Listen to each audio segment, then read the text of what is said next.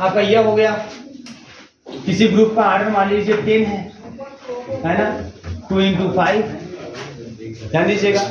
किसी ग्रुप का आर्डर 10 है तो ऐसे केस में क्या होगा, ऐसे केस में यहाँ पे ये n है और n जो है आपका 1 से ग्रेटर है ना, n की वैल्यू क्या है, सॉरी n से ग्रेटर है और साथ ही साथ ऑड है, ठीक है ना। तो इस हिसाब से जो इस आर्डर का ग्रुप होगा वो सिंपल नहीं होगा, नॉट सिंपल।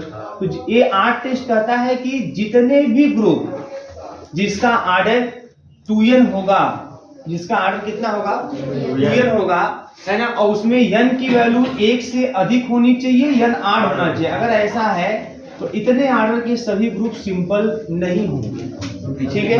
यह 8 टेस्ट कहता है, ठीक। अब इसको हम लोग प्रूफ करेंगे, तो ये प्रूफ करते हैं, प्रूफ के लिए स्टार्ट करते हैं, ठीक है। तो प्रूफ में हल्का सा एक लाइन लिख लीजिए, आप लोग कुछ स्टेटमेंट लिखिए, प्रूफ में इसके लिखिए आप लोग, देखिए since it is given that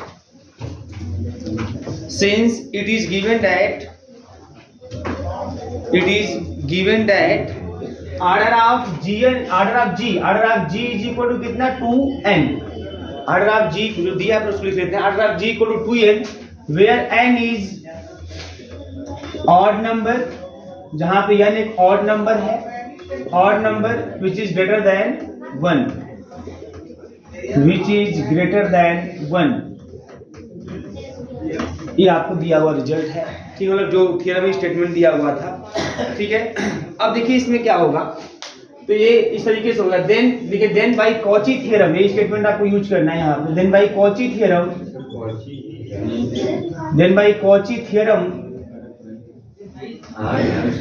there exist an element, एक एलिमेंट ऐसा एग्जिस्ट करेगा उस ग्रुप में जिस ग्रुप का आर्डर 2n होगा और n आपका 8 नंबर होगा और n की वैल्यू 1 से ज्यादा होगी। देन बाय कॉची थ्योरम, ये नाम प्रसाद वाली बुक में मिल जाएगा Cauchy theorem. Then by Cauchy theorem there exist an element small a belongs to g such that order of a is equal to 2।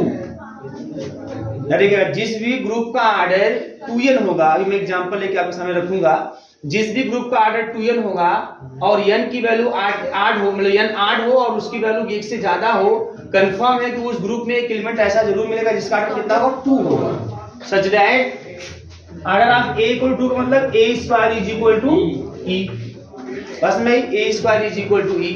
और ध्यान दीजिए आगे यहाँ पे ऐसी स्थिति है, देन डिफाइन, एक मैपिंग डिफाइन करते हैं, define a mapping such that F A maps, एक मैपिंग डिफाइन करते हैं G से G में ही एक मैपिंग डिफाइन करते हैं, ठीक है ना। और किसको यहाँ पे लिए हैं, यहाँ फिक्स किए हैं A को, किस A को, जिसे एक आर्डर 2 है, ठीक है ना। इसे अगर डिफाइन कर दें, देन दिस मैपिंग इज 1 1। अच्छा, इसको और एक चीज और लिख देते हैं, डिफाइंड बाय, डिफाइन कर देते हैं। डिफाइन बाय कैसे डिफाइन होगा, इस पढ़ा है आपको कैलिस थ्योरम में, f A x is equal to A x, और एक्स कहाँ का एलिमेंट है, जी का एलिमेंट, मतलब जो मैपिंग एफ ए टाइप का जो जी से जी में काम कर रहा है वो इस तरह से डिफाइंड है, F A x is equal to A x. Then this mapping, अगर आप इस मैपिंग को देखेंगे 1 1 एंड ऑन 2, 1 1 एंड ऑन 2, इसको आप देखना चाहते हो देख भी सकते हो, कोई दिक्कत नहीं है ना। किसी मैपिंग के लिए 1 1 के लिए क्या होता है, एफ ए इज 1 1, इसका मतलब क्या है, एफ ए इज 1 1 का मतलब होता है बेटा यहाँ पे कि अच्छा सेम एलिमेंट के same image, mapping well defined, अगर सेम इमेज सेम एलिमेंट के तो मैपिंग 1 1। तो चलिए सेम इमेज ले लेते हैं, मान लेते हैं f A x is equal to f A y है, मान लीजिए एक्स और वाई ये दोनों जी के एलिमेंट हैं और दोनों के इमेज क्या है, सेम है, इन दोनों के इमेज सेम है। तो अब देखना है कि अगर इमेज सेम है तो मैपिंग 1 1 होगी, तो आपके एलिमेंट भी सेम होने चाहिए, मतलब x बराबर y आना चाहिए आपका। जैसे मैपिंग डिफाइंड है, F A x is equal to A X मिल जाएगा, F A Y is equal to A Y मिल जाएगा, और ए से चला जाएगा तो एक्स इज इक्वल टू क्या मिल जाएगा y, तो एफ ए 1 1 है, इसमें कोई दिक्कत नहीं है ना। अब ऑन टू के लिए तो साफ साफ है, उसको कोई लिखने की जरूरत नहीं यहाँ पे। तो फॉर एवरी कोई भी आप एलिमेंट g मिलेंगे, y बिलोंग्स टू g, कोई भी एलिमेंट आप g मिलेंगे, है ना, then there exist x belongs to, है ना, g सच दैट कोई भी यक्स आपको जी में ऐसा जरूर मिलेगा कि जो वाई होगा आपको एफ ए यक्स टाइप का दिखाई देगा इस तरीके से। देखो एक चीज तो है ना कि इसमें नौटंकी नहीं है, आंटू वाले कोई नौटंकी नहीं। क्यों? क्योंकि देखो जो डिफाइंड है मैपिंग ना F A X is equal to A X, A भी जी है ए भी जी है, मतलब ये जो मैपिंग है वो यक्स से जी के एलिमेंट यक्स पे काम कर रहा है। तो जब जी के एलिमेंट यक्स पे काम कर रहा है तो यक्स से मल्टीप्लाई होके ही आ रहा है, मतलब दोनों तरफ यक्स है, यक्स से संबंधित करते जाएंगे इस तरीके से, है ना, पूरा इमेज आपको मिलता जाएगा। कोई समस्या नहीं, मैं एग्जांपल लेके भी दिखा रहा हूँ आपको। तो मैपिंग आपकी आंटू भी रहेगी। अच्छा, अब कोई अगर मैपिंग 1-1 हो आंटू हो तो आपको मैंने परमुटेशन में पढ़ाया है कि ऐसा मैपिंग जो है परमुटेशन हो जाता है। परमुटेशन क्या होता है? परमुटेशन एक मैपिंग होती है सेम ग्रुप से उसी ग्रुप में, एक ग्रुप से उसी ग्रुप में एक मैपिंग होती है, और मैपिंग कैसी होती है? 1-1 और आंटू मैपिंग होती है। तो एक ऐसी मैपिंग जो जी से जी में ही डिफाइंड हो, 1-1 और आंटू हो, ऐसे कोई परमुटेशन होती है। इसका मतलब this implies F a is a permutation, F a is a permutation, permutation F A आपका परमुटेशन है। अब एक खाली परमुटेशन नहीं होगा, ये जो स्थिति है ना, इस स्थिति में and also F a is an odd permutation, या आड परमुटेशन होगा। या आपका जो एफ ए है वो आपका आड परमुटेशन होगा। और इतने नहीं होगा, अभी सब देखिएगा अभी आप। एंड आर्डर ऑफ एफ ए जो होगा, आर्डर ऑफ एफ ए आपको 2 भी मिलेगा, आर्डर ऑफ एफ ए 2 मिले। अब ये कैसे, आइए इसको थोड़ा सा देख लेते हैं, अभी थ्योरेटिकली देखते हैं। अब एफ ए का स्क्वायर अगर ऑपरेट कर दे, भाई देखो यहाँ पे, जैसे मान लीजिए हमको एफ ए का आर्डर निकालना है, एफ ए का आर्डर अगर आपको निकालना है तो ठीक है, तो एफ ए का स्क्वायर कर देते हैं, एफ ए का स्क्वायर कर देते हैं, फिर एफ ए का क्यूब करेंगे, एफ ए पावर 4 करेंगे। अगर एफ ए का आर्डर निकालना है तो परमुटेशन है ना, परमुटेशन का आर्डर तो निकाल ही सकते हैं, कोई दिक्कत नहीं है ना। तो अच्छा, अब चूंकि एक मैपिंग है तो एक्स पे ऑपरेट करके चलिए देखिए, तो इसको लिख सकते हैं एफ ए और फिर इसके बाद एफ ए और यक्स, ऐसे लिख सकते हैं इस चीज को, ठीक है। तो क्या होगा मालूम है, यहाँ पे एफ ए रहेगा, और जब एफ ए यक्स यहाँ पे जब ए यक्स पे लगेगा तो मिल जाएगा ए यक्स, और फिर जब ए लगेगा इस पर तो ए एक्स हो जाएगा, है ना। ऐसे नहीं काम कर रहा है, जो यहाँ फिक्स है वो इस पर लग जा रहा है, ए एक्स मिल गया। और ए एक्स मतलब ए स्क्वायर एक्स, और ए स्क्वायर इक्वल टू आइडेंटिटी है, कौची थ्योरम में पढ़ा, ए स्क्वायर इक्वल टू आइडेंटिटी है, ए स्क्वायर इक्वल टू आइडेंटिटी है, तो ई एक्स मतलब एक्स मिल गया। बात समझ आ रही है? इसका मतलब समझिए, इसका मतलब क्या हुआ, एक्स मतलब ये आई एक्स हो गया, क्योंकि आइडेंटिटी मैपिंग जब एक्स पे लगता है एक्स देता है। अब देखो यहाँ पे जो एफ ए का स्क्वायर है, जब ये एक्स पे लग रहा है तो हमें आई एक्स मिल रहा है, मतलब एक्स मिल रहा है। इसका मतलब कि एफ ए का स्क्वायर आई की तरह ही काम कर रहा है ना। जिस तरह से एफ ए स्क्वायर एक्स पे लग रहा है, हमको एक्स दे रहा है, उसी प्रकार से आई भी एक्स पे लगने पे एक्स ही देता है। इसका मतलब कि एफ ए स्क्वायर कुछ नया नहीं है, यह आइडेंटिटी है, सेम ऑपरेटर है ना, सेम तरीके से ऑपरेट कर रहा है। अब एफ ए का स्क्वायर आइडेंटिटी मिल गया, इसका मतलब कंफर्म कि order of f a is equal to 2, क्योंकि पावर 2 लगाने पर आइडेंटिटी मिला हुआ है, इसका आर्डर 2। बात समझ में आ रही है? ठीक है, बात समझ में आ रही है कि नहीं? तो कर लीजिए इसको, आगे बढ़ते हैं। कुछ नहीं है, एकदम लड़ाई मत करते जाइए इसको। अब एक लाइन इसी पे लिखी लिखिए, वो बोल रहा हूँ, लिख लीजिए इसको। 10 F a is in cycle form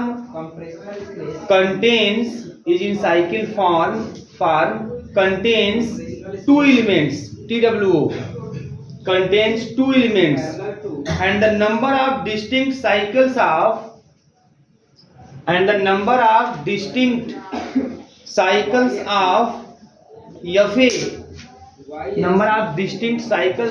FA is equal to 2n by 2 that equal to n, अभी सब बताएंगे, बड़ा ये मत, is equal to 2n by 2 that equal to n। आगे लिखिएगा एक लाइन और, hence in cycle form FA consists of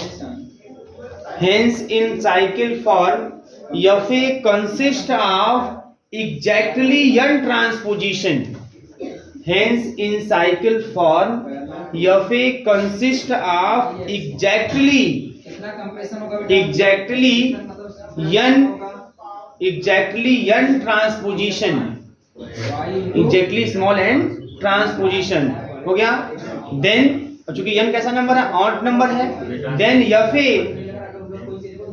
FA will be an odd permutation because then fa will be an odd permutation because n is an odd number. n is an odd number. n is an odd number. ठीक है, आगे लिखिएगा let k is equal to एक k बना लेते हैं, k is equal to k में रख देते हैं या फिर सभी परमुटेशन को हम k में रख देते हैं। ये कहाँ का एलिमेंट है? g का ही एलिमेंट है। सभी परमुटेशन को मैं f में रख देता हूँ। और आप जानते हैं जितने परमुटेशन बनते हैं, परमुटेशन के जो परमुटेशन का सेट होता है पूरा ग्रुप बनाता है। या फिर k is equal to f such that a belongs to g form a group, एक ग्रुप फॉर्म करेगा and called permutation group. Permutation group. अब कैलिस थ्योरम कहता है, by Cayley's theorem, Cayley's theorem कहता है कि बाई कैलिस थ्योरम कि every finite group, हाँ, every finite group is isomorphic to its permutation group, to its permutation group, to its permutation group, कि हर एक फाइनाइट ग्रुप जो होता है वो परमुटेशन ग्रुप के आइसोमॉर्फिक होता है। ये मैंने थ्योरम आपको बीएससी थर्ड सेमेस्टर में कराया था, इतने लिए आपको पूरा एग्जांपल से शो करके दिखाया था सब कुछ।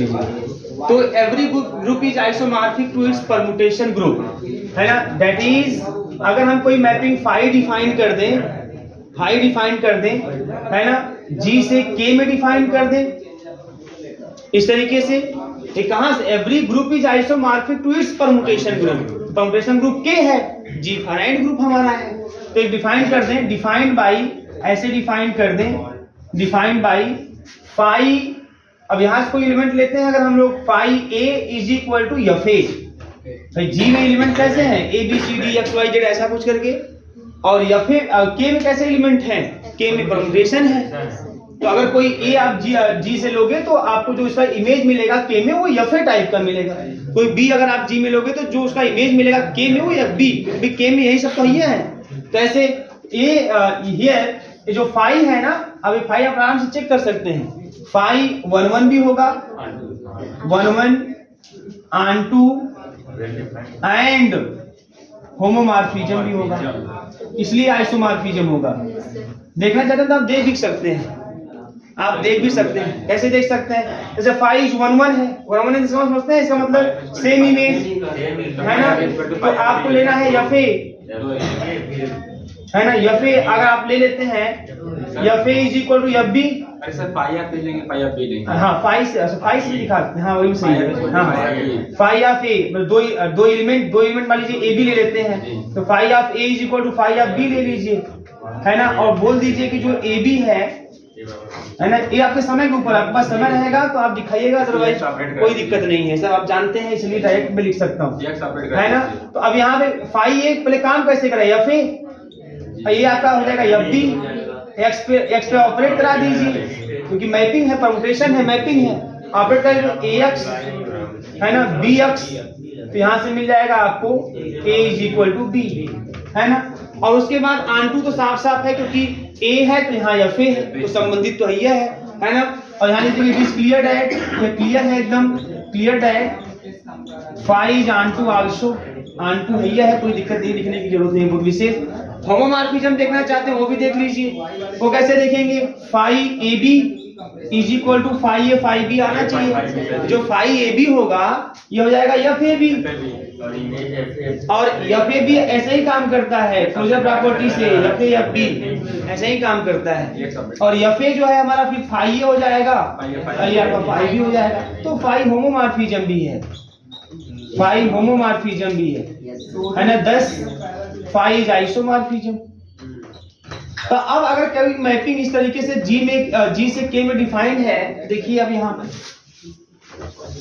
पे लिख देते हैं फाई इज आइसोमॉर्फिज्म। देन अगर ऐसा है तो देन के हैज अ नॉर्मल सब ग्रुप। अगर इस तरीके की स्थिति है तो के एक नॉर्मल सब ग्रुप रखेगा, नॉर्मल सब ग्रुप वो भी उसका जो इंडेक्स होगा ऑफ इंडेक्स 2। इंडेक्स 2 हम लोग समझते हैं, देखो इंडेक्स जो होता है नंबर ऑफ डिस्टिंक्ट लेफ्ट और राइट क्वोशिएंट होता है। एक और होता है इंडेक्स। इंडेक्स को एक तरीके से बता सकते हैं, हर सब ग्रुप का ऑर्डर ग्रुप के ऑर्डर को डिवाइड करता है। तो जो सब ग्रुप का ऑर्डर ग्रुप को डिवाइड जितनी बार में डिवाइड करे वो इंडेक्स सब होता है। जैसे आपने जो एग्जांपल G1 -1 1 -1 I -I वाला, H1 -1 वाला, ग्रुप का ऑर्डर 4, H का ऑर्डर 2 डिवाइड कर देंगे 2 आएगा। तो 2 जो आएगा वो इंडेक्स 2 होता है, वो नंबर ऑफ डिस्टिंक्ट लेफ्ट और राइट क्वोशिएंट होता है। तो यहाँ पे जो K है, अगर इस तरीके से अगर आइसोमॉर्फिज्म है, अगर एक ग्रुप से दूसरे ग्रुप में अगर आपने डिफाइन कर दिया है तो कंफर्म है, अगर वो मैपिंग आइसोमॉर्फिज्म है तो कंफर्म है कि इसके पास भी एक नॉर्मल सब ग्रुप होगा, इसके पास भी नॉर्मल सब ग्रुप होगा। देखिए हमको मतलब इससे रखना है। Then G has a normal subgroup of index 2। और जब K G भी रखेगा K भी रखेगा। जो K है, अगर K के पास नॉर्मल सब ग्रुप हो गया, उसका इंडेक्स 2 हो गया, तो K हमारा कैसा है भैया? K हमारा परमुटेशन का ग्रुप है, ये परमुटेशन का ग्रुप है ना। और जब K परमुटेशन वाला ग्रुप है तो ये आप कैसे लिए, ध्यान दीजिएगा यहाँ पे। तो जो K में है कौन, F है, F है, ये सब K में है। बात समझ आ रही है ना, ये सब K में है। हमको दिखाना क्या है? हमको दिखाना यह है कि अगर कोई भी है ना ग्रुप है जिसका ऑर्डर 2n है, तो ऐसी स्थिति में 2n ऑर्डर वाला जो ग्रुप होगा, n का वैल्यू वो एक से ज्यादा होना चाहिए, 8 होना चाहिए, तो वो सिंपल नहीं होता है। सिंपल नहीं होता है इसका मतलब उसके पास प्रॉपर नॉर्मल सब ग्रुप होता है। बात समझ आ रही है? तो अगर K के पास normal subgroup of index 2 है and K is isomorphic to G, then G has also a normal subgroup of index 2। इसके पास भी एक नॉर्मल सबग्रुप इंडेक्स 2 का होगा। अब वो कौन होगा पता है? वो कौन होगा? जैसे परम्यूटेशन का सेट बन रहा है ना, तो जो परम्यूटेशन से जो इवन वाले हैं, कौन वाले? इवन वाले। जैसे देखो यहाँ मैं बता दूं आपको, जैसे कि अगर 6 परम्यूटेशन बन गए तो आप जानते हैं 6 में 3 ऑड होता है, 3 क्या होता है? इवन होता है। तो इवन 3 इवन है ना, तो कुल कितने हैं? 6। तो ग्रुप ऑर्डर कितना हो गया? 6 हो गया।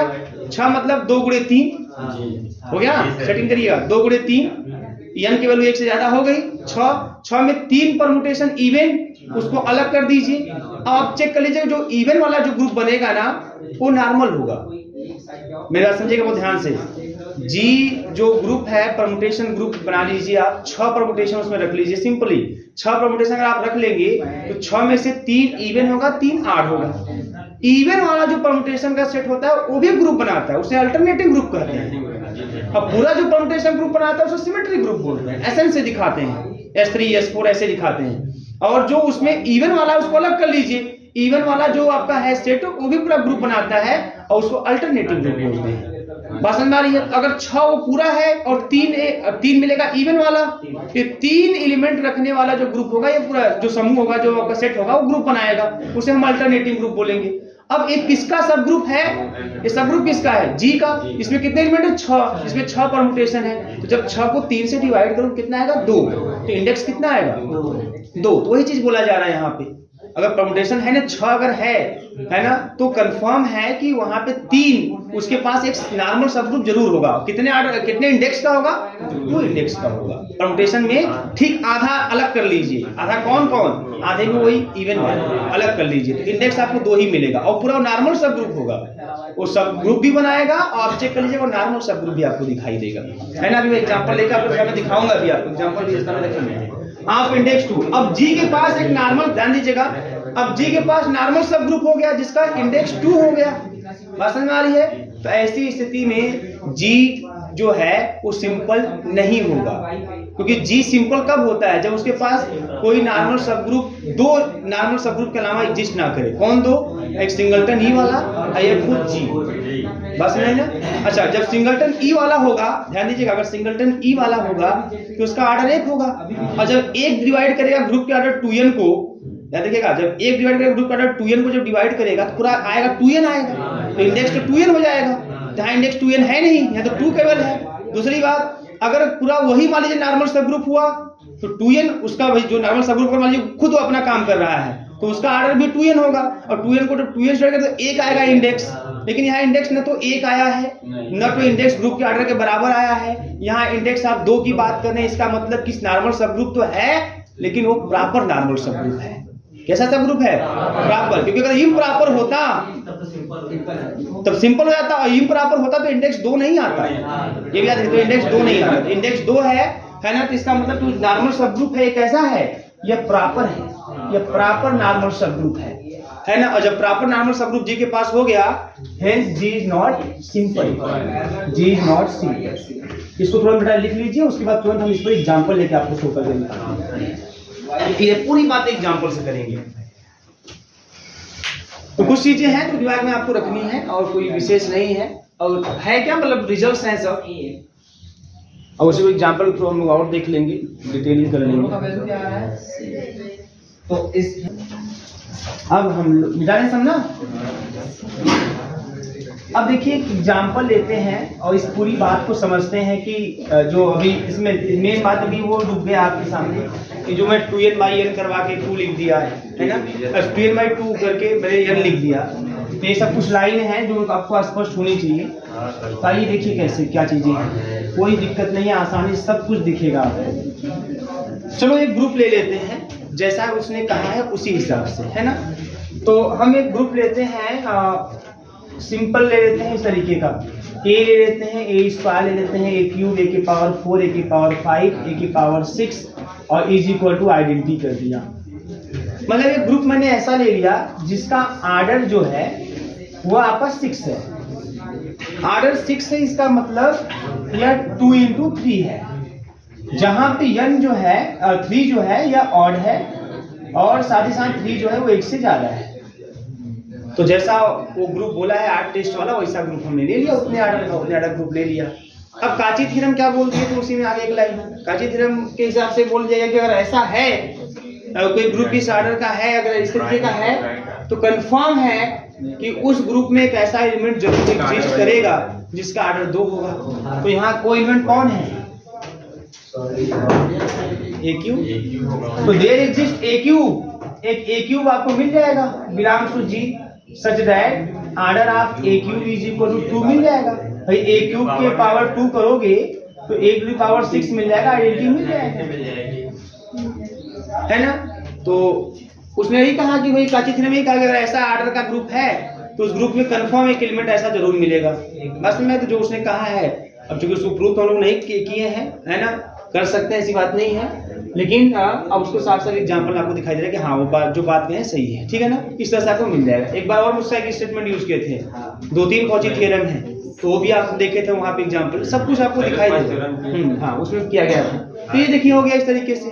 अब हम मैपिंग कैसे डिफाइन किए कि f(x) बराबर ax G से G में, तो यहाँ भी मैपिंग डिफाइन करते हैं G से G में, लेकिन fa, तो वहां पे जो a है उसका आर्डर 2 था, यहाँ किसका आर्डर 2 है? a³ का। तो ये मैपिंग ऐसे डिफाइन होगी, क्लियर है ना। वहां पे मैंने a बोला था जनरली, भाई वहां फिर पता था कौन है कौन नहीं है, और यहाँ पे उस a के स्थान पे कौन निकला हमारा? a³ ऐसा, जो एलिमेंट जिसका आर्डर 2 तो कौन? a³ ले लेते हैं, बात समझ में आ रही है। या और कोई भी हो सकता है इसका एलिमेंट आर्डर 2, कभी तक चलेगा, कोई दिक्कत नहीं, और कोई हो भी नहीं करेगा इसका आर्डर 2 है क्या? ऐसा नहीं मिलने वाला। तो a³ ये हो गया इस तरीके से। अब कैसे डिफाइन करेंगे? डिफाइंड बाय a³ जैसे वो काम कर रहा था, जो भी यहाँ था a था यहाँ पे, तो ax हो रहा था, तो यहाँ a³ है तो a³ x हो जाएगा। ये इस तरीके से डिफाइंड है, बात समझ में आ रही है। अब जो कोई जो परमुटेशन बनेगा, परमुटेशन इसी अकॉर्डिंग बनता जाएगा। एक परमुटेशन हम बनाते हैं पहले, a² a³ power 4 power 5 e⁴ 6 मतलब आइडेंटिटी, है ना। अब परमुटेशन एक कैसे काम करेगा मैं बोलूं, a³ से गुणा सब में करते जाएंगे, बन जाएगा परमुटेशन। a³ से गुणा सब में करते जाएंगे, जब a³ से गुणा करेंगे इसमें तो a³ पर a में तो a⁴, a³ पर a² में a⁴, a³ पर a³ में a⁴ 6 मतलब आइडेंटिटी, है ना। फिर a³ पर a⁴ में मतलब a हो जाएगा, क्योंकि a⁴ 7 a⁴ 6 into a मतलब a⁴ 6 identity into a। a³ पर a⁴ में तो आपका a² और a³ पर a⁴ 6 में a³ हो जाएगा, बोलिएगा। अब ये देखो हो गया। अब उसमें आपको लिखवाया गया कि इन साइकिल फॉर्म, बताइए इसको हम साइकिल फॉर्म में ब्रेक करते हैं, साइकिल में ब्रेक करते हैं इसी को, देखो साइकिल में ब्रेक करते हैं, ध्यान दीजिए यहाँ पे साइकिल में ब्रेक करते हैं। जब साइकिल में इसको ब्रेक, ये देखो हमारा परमुटेशन हो गया, कौन सा परमुटेशन है? f(a⁻), ये परमुटेशन इस तरीके से तमाम बनते जाएंगे। एक मैंने बना दिया आपके सामने। अब ध्यान दीजिए, इसको ब्रेक करिए। कैसे ब्रेक करते हैं डिसजॉइंट साइकिल में? ए उठाया, ए के पावर 4 लिखा, ए के पावर 4 खोजो कहाँ है, यहाँ है, फिर ए आ गया, अलग कर देंगे, तुरंत अलग कर देंगे। फिर ए स्क्वायर उठाए, ए पावर 5, ए के पावर 5, ए स्क्वायर अलग कर दिए। फिर आपने उठाया ए क्यूब, ए पावर 6, ए के पावर 6, ए क्यूब। अब ए भी साइक्लिक परमुटेशन है, ए भी साइक्लिक परमुटेशन है, ए भी साइक्लिक परमुटेशन है। दो लेंथ का, दो लेंथ का, दो लेंथ का, मतलब ए तीनों ट्रांसपोजिशन है। दो लेंथ की साइकिल को ट्रांसपोजिशन कहते हैं। नंबर ऑफ ट्रांसपोजिशन जो है वो 3 आ गया, जो कि एक 8 नंबर है। इसका मतलब ये जो परमुटेशन है 8 परमुटेशन है। आपको लिखवाया गया है कि जो यफे है हमारा वो एक 8 परमुटेशन है ना। वो क्या है? 8 परमुटेशन। बात समझ में आ रही है? अब जब ये 8 परमुटेशन है तो इसमें कितना मिला आपको नंबर ऑफ ट्रांसपोजिशन? 3। तो 3 मिला आपको। बात समझ में आई? 3 आपको मिला। और एलिमेंट कितने थे आपके? 6 इस तरीके से थे। जब 6 को 3 से डिवाइड करें तो इंडेक्स के रूप में आपको 2 ही दिखाई देगा। बात समझ में आ रही है? अच्छा, अब एक कहानी तो हो गई जो आपको भी लिखवाया गया था कि ये 8 है कि क्या है, ट्रांसपोजिशन कितने मिलेंगे, साइकिल फार्म में कितना होगा, साइकिल फार्म में सबका लेंथ 2 होगा, ठीक है ना, और साथ ही साथ ये हमारा 8 होगा। ये चीज वहां से आ गई। अब ये लाइन बचती है आपको। इस लाइन में भी कोई समस्या नहीं। अब इसको समझाने के लिए हमें कुछ ऐसा एग्जांपल लेना होगा, है ना, जो इसमें पूरा एलिमेंट को आप लिख सके।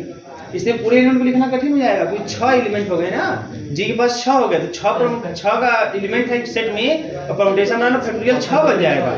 हालत खराब हो जाएगा, है ना, पगला जाएंगे, दीपावली यही बीत जाएगा, है ना। तो हाँ भाई, अब हम ऐसा कोई एग्जांपल लेते हैं जो इजीली हम उसको दिखा सकें। तो इस चीज को दिखाने में मैं एक एग्जांपल दूसरा लेता हूँ, S3 वाला एग्जांपल लेता हूँ, है ना, जो वेल रेपुटेटेड एग्जांपल है ना। देखिए यहाँ पे सिंपल 1 2 3 1 2 3 1 2 3 1 3 2 1 2 3 2 1 3 1 2 3 2 3 1 1 2 3 3 1 2 1 2 3 3 2 1। ध्यान दीजिएगा, इसमें ए क्या है पता है आपको? ध्यान दीजिए यहाँ पे ए क्या है आपका? ये आइडेंटिटी है जो कि इवन परमुटेशन है। Identity permutation is always even permutation. इसको साइकिल में ब्रेक करो बेटा तो एक एक की साइकिल मिलेगी, ट्रांसपोजिशन का नंबर 0 होगा। ए आपका कैसा है? इसी बात करें तो 1 1 ये ऑड है। यहाँ पे देखो 1 2 2 1 3 3 सेम हो गया, ये भी ऑड है ना। ये 1 2 2 3 3 1 पूरा हो गया। तो 3 लेंथ की साइकिल ब्रेक करेंगे, 3 लेंथ की साइकिल को तो 2 लेंथ की 2 साइकिल मिल जाएगी। 1 2 1 3 करके ये इवन है, ये भी इवन आएगा, है ना। और ये 2 2 सेम है तो ये ऑड। ये आप देख सकते हैं, कोई दिक्कत नहीं इसमें। तो 3 आपको इवन मिल जाएंगे, 3 आपको ऑड मिल जाएंगे। इवन कौन कौन से हैं? ध्यान दीजिएगा, इवन। अब इवन कौन कौन से हैं उनका अलग बना लीजिए आप। जो इवन बनाओगे बेटा 1 8 को अलग हटा दीजिए, 1 2 3 और 1 3 2। सॉरी इवन है ना, इवन वाला तो आइडेंटिटी वाला ही है। क्या कर रहे हैं? पहला आइडेंटिटी वाला है, दूसरा 1 2 3 और 2 3 1 और तीसरा आपका 1 2 3 3 1 2। ये इवन है। बात समझ आ रही है?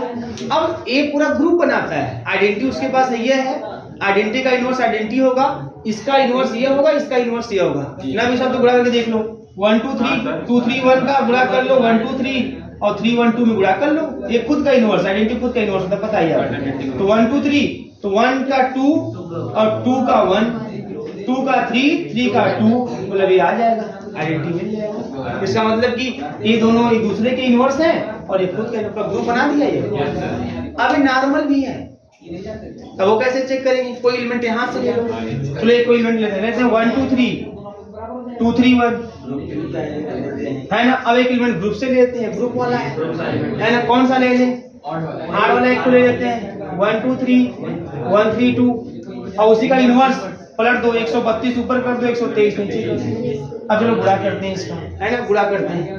तो पहले गुणा कीजिए फर्स्ट सेकंड का, तो 1 2 3 बेटा 1 का 1 1 का 2 2 का 3 3 का 1 2 का 3 का 2 और 2 का 3 ये हो गया।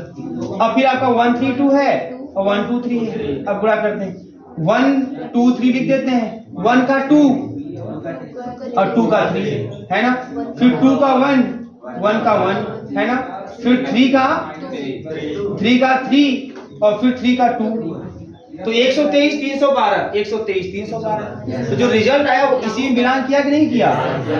यही होता है। एक जिसको नॉर्मल दिखाना होता है उसको एलिमेंट को बीच में रखते हैं, और ग्रुप जिसका दिखाना होता है उसके एलिमेंट को लेके ऐसे कर देते हैं। जो रिजल्ट आएगा उसी में आ गया, तो नॉर्मल, जिसका मतलब नॉर्मल सब ग्रुप है।